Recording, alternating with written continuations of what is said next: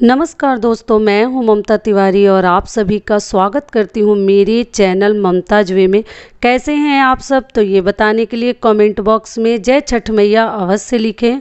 तो चलिए आज हम इस वीडियो में जानेंगे कि छठ पर्व जो है हम मासिक धर्म में पीरियड में कैसे करें, पूजा करने का सही विधि क्या है, कैसे किया जाता है, व्रत करें या दूसरे से करवाएं, अर्घ कैसे दें। तो इन सभी महत्वपूर्ण बातों को हम इस वीडियो में जानेंगे। और छठ जो व्रत है ये 4 दिवसीय व्रत होता है। ये कब से प्रारंभ हो रहा है और कब इसका समापन है, तो इन सभी महत्वपूर्ण बातों को हम इस वीडियो में जानेंगे। तो आप बने रहिए मेरे साथ मेरे चैनल पर। अगर आपको मेरा वीडियो पसंद आता है तो प्लीज़ आप मेरे चैनल को सब्सक्राइब कर दीजिएगा, बेल आइकन को प्रेस कर दीजिएगा, जिससे मेरे वीडियो के नए नोटिफिकेशन आप लोगों के पास सबसे पहले पहुँचे। तो चलिए शुरू करते हैं। तो सबसे पहले मैं आपको बता देती हूँ कि छठ पर्व जो है इस साल 2021 में प्रारंभ ये हो जाता है, नहाए खाए से ही छठ पर्व जो है शुरू हो जाता है।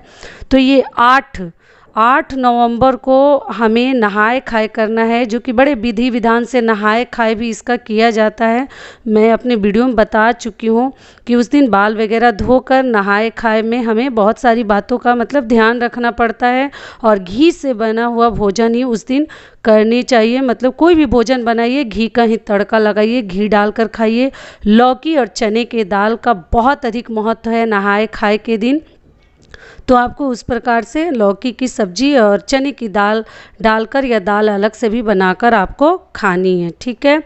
और उस दिन हमें जो है सुबह एक ही साथ अच्छे से बाल धोकर अच्छे से स्नान आदि से निवृत्त होकर और उस दिन हमें भोजन करनी है। फिर शाम को जो आपको खाने की इच्छा है वो कीजिए, लेकिन मसूर की दाल उस दिन मत बनाइएगा, बैगन वगैरह नहीं खाया जाता है।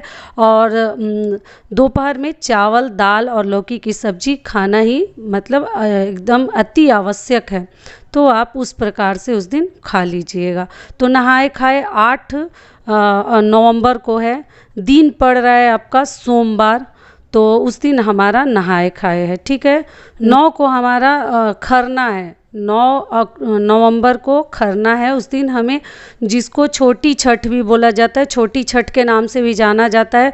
तो उस दिन हम रोटी और खीर खाते हैं, गुड़ से बनी हुई खीर और रोटी उस दिन खाया जाता है। पूरे दिन निर्जला उपवास रखकर रात में आम की लकड़ी पर बना हुआ ये भोजन बनाकर इस प्रकार से हम खाते हैं, खीर और रोटी। अगर आपके पास नया चूल्हा है तो चूल्हा के ऊपर भी, गैस चूल्हे के ऊपर भी आप बना सकती हैं। ऐसे आम के लकड़ी पर ही बनाने का नियम है, लेकिन शहरों में इतना ईजिली आप नहीं मिल सकता हर चीज़। तो आप नया चूल्हे के ऊपर भी बनाकर खा सकते हैं, गैस चूल्हे के ऊपर। 10 को जो है शाम का हमारा अर्घ है, जो सूर्य देव को हम अर्घ देते हैं। तो 10 नवंबर को हमें शाम को अर्घ देनी है। 11 को सुबह का अर्घ है, सूर्य देव को जो हम 11 को अर्घ देकर उसके बाद अपना पारण वगैरह हम करेंगे, ठीक है। तो ये 4 दिन का व्रत आपको समझ में आ गया। अब चलिए आगे जान लेते हैं कि हम मासिक धर्म में और पीरियड में छठ का व्रत कैसे करें। तो सबसे पहले मैं बता दूं आपको कि देखिए, अगर मान लीजिए आपका पीरियड का 5वां दिन है, देवियों की पूजा 5वें दिन से की जाती है। तो आप छठ माता की पूजा, अगर आपका 5 दिन हो गया है तो आप आराम से माता की पूजा कर सकती हैं, घाट पर जाकर या जहाँ कहीं भी आप कर रही हैं। आजकल तो लोग छत के ऊपर भी करते हैं, नहीं जाते हैं कोरोना की डर की वजह से। तो आप देख लीजिएगा, लेकिन छठ माता की पूजा आप इजीली विधि विधान जो आपके घर होता है उस प्रकार से कर सकती हैं। अगली चीज़ क्या हो गई कि मान लीजिए आपको अर्घ देनी है, 3 दिन पर नहीं करते हैं। देखिए, आप लोग पूछते हैं कि तीसरे दिन कर सकते हैं, तो नहीं, तीसरे दिन माताओं की भी पूजा नहीं की जाती है। देवों की पूजा तो 7वें दिन से ही की जाती है, लेकिन माताओं की पूजा हम 5वें दिन से कर सकते हैं।